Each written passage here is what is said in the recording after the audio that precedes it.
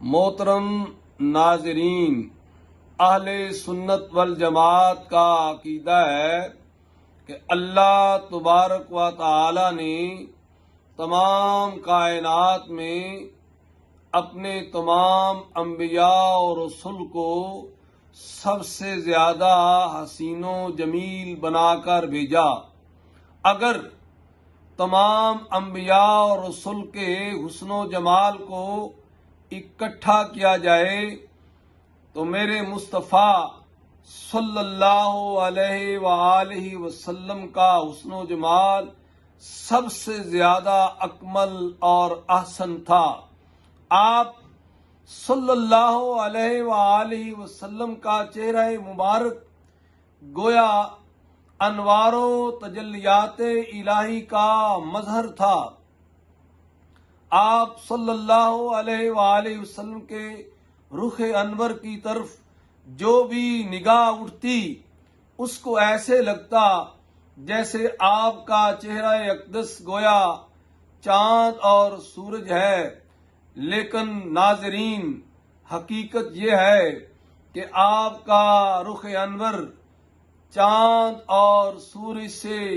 کہیں بڑھ کر حسین تھا۔ آپ صلی اللہ علیہ وآلہ وسلم جب خوش ہوتے تو آپ کے چہرہ انور پر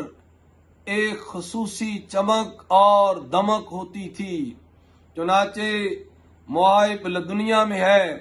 کہ آپ صلی اللہ علیہ وآلہ وسلم جب خوش اور مسرور ہوتے تو آپ کے چہرہ مبارک میں وہ چمک اور دمک ہوتی کہ اس میں دیواروں کے نقش نظر آتے